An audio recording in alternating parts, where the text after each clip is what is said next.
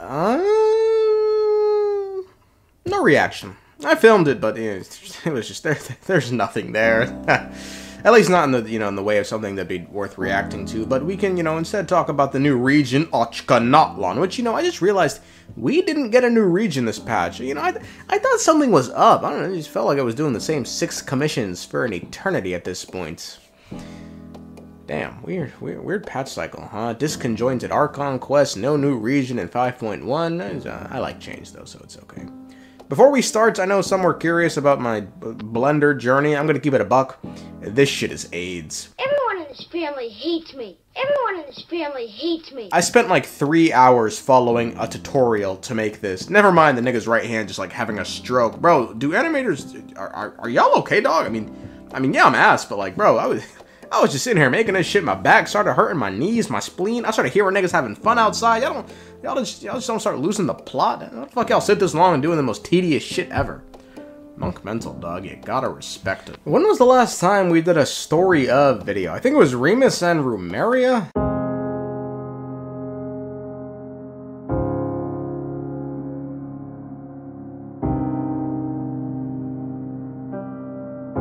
What was our conclusion there? Ah, yes. Remus just sort of going, sign-ups! Join my surrender your body and throw your soul into my goblet cult! Nothing will go wrong with this plan! Anyway, on to the video. What if I told you there was a plot of land in Teyvat so dangerous that a group of highly trained NPCs once ventured to investigate it, only to never return? My friends, this NPC devouring land is known as Ochkanatlan, an ancient civilization that went by the now hilarious title of the Eternal Empire. I mean, at that point, you're just asking for it, no? Ochkanatlan was founded and ruled by who I'm sure we'll come to find out is a lovely feller, Och-Kan. Och-Kan was an interesting man because he wasn't a man at all, at least not entirely. Och-Kan was only half-man. Quote, it was the age when the banners of the tribes had been coated in dust, gradually losing their color, and before the throne stands a half-man holding a cracked ring, playing with preeminence. And now as for what the other half is, officially, we don't know. Someone fucked a saurian, didn't they?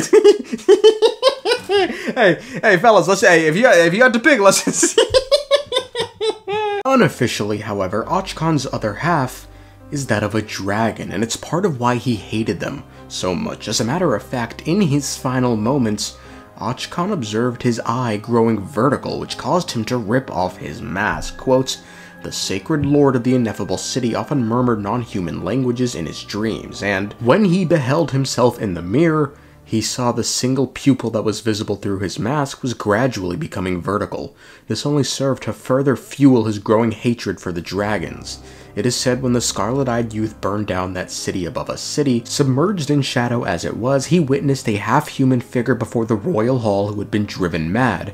As if tearing off its very face, it ripped away at its indelible divine visage, revealing gaping holes that were fearsomely draconic. That aside, Och-Kan is someone who had humble beginnings, as he was once a prisoner of the dragons before being saved by one xbalanque. Quote, it is said that the controversial mastermind who later came to be known as the Sacred Lord of the Ineffable City was once imprisoned.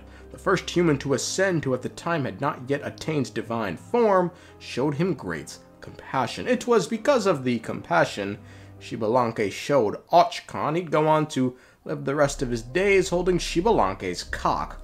We are going to come to find out he loved the dude way too much. I mean, after being rescued, he, Och-Kan did 2 things. 1, make and forever don a mask to hide the fact that he wasn't entirely human. And 2, quote, resolve to offer up everything to the master who holds his vow. Okay then. While traveling with xbalanque, they would run into a feller named Yankampanqui. Och-Kan would sort of just beat Yankampanqui so badly they'd be friends for a decent while. That must have been one hell of a beat. But it wasn't exactly like he beat him black and blue. He just, he made him look goofy. Quote, seeing the young man in such a sorry state, the archer could not help but laugh. Of habit so stern and taciturn, You fucking bars, nigga, okay? You would not have thought that she would tease others so. Half of shame, half of annoyance. The young man made up his mind. He would follow these oddballs, if only to cover up the shame of defeats. The best way I can describe Och-Kan is the only thing that surpassed his hatred for dragons was his boundless love for xbalanque. And keep in mind, he fucking hated dragons. Keep in mind, not one was at war with them at this point, and his fellow soldiers were still looking at Och-Kan like he was a monster for how much he hated the dragons. You know, they'd sit here and be like, guys, we should, the dragons are invading, we should kill them. But Och-Kan would be like, just sitting in the dark, like, no, we need to rat torture. But still, despite that extreme hatred for the dragons, his love for xbalanque was even more. Heck, the only reason Ochkanatlan came to exist in the first place, you see, was because after xbalanque ascended to become the pyro archon, Och-Kan quickly seized power and authority, as he didn't want anyone to rule after xbalanque. He always believed xbalanque to be the one true god, then, now, and forever. Quote, "It was in that era that the first human to ascend arose from the throne to enter the sacred flame, while the mortal world awaited the arrival of their successor. It was also the era that the mastermind took up the reins of all authority in their stead. Unfortunately, the self-proclaimed sacred lord, this usurper who believed that the god he had loved and shed golden tears for should forever remain the one and only, overstepped his authority, placing selfish desire above the commandments left by that revered god. He established a city in which the heavens and the earth were separated from one another.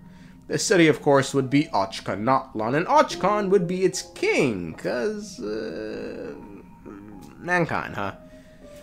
Greedy sons of bitches. Now, after being founded, we have a mighty big gap missing regarding our information of Ochkanatlan that 5.2 should come in and fill very nicely, because we know how it started, we know how it ended, but we don't exactly know what was going on there, which is usually the most important parts. But we do know a little a bit. While ruler, Och-Kan did a few, interesting things, like using turnfire as a weapon, excavate machinery, and then kill the people who saw the machinery to keep it a secret. Forced the people to stop praying to the Knight's Kingdom, because, he needs more power. For those unaware of how it ended, I can give a brief rundown of how it ended, at least as we understand it right now. Och-Kan was a terrible ruler who loved, and I mean fucking loved, to kill dragons. Maybe he wasn't such a bad guy after all. Let's give this guy the benefit of the doubt. Eventually, though, some red-eyed kid would pull up, assemble the Mock Justice League with notable member Yankampankui, and they overthrew the tyrants, but, it cost them all their lives in the end, except for Sakuk. But even now, she should be dead, because, this is all just such a long time ago. Regardless, we should learn more about this rebellion that led to the downfall of this, I'm sure, prosperous civilization. Which could mean we learn more about the name that Sakuk has kept from the annals of history, and provide us with some lore about the red-eyed kid, who not only came from nowhere, but after the rebellion, quote, returned to the sacred flame, which is odd, given this entire thing with Och-Kan Ochkanatlan started when xbalanque entered the sacred flame. And now we know it's ended when the red-eyed youth returned to the sacred flame, indicating this youth was once in the sacred flame before. So then I ask you, given the sacred flame is usually in possession of the pyro archon, and we know those who enter the sacred flame die in the process, but can return at some point in the future, who is this red-eyed youth?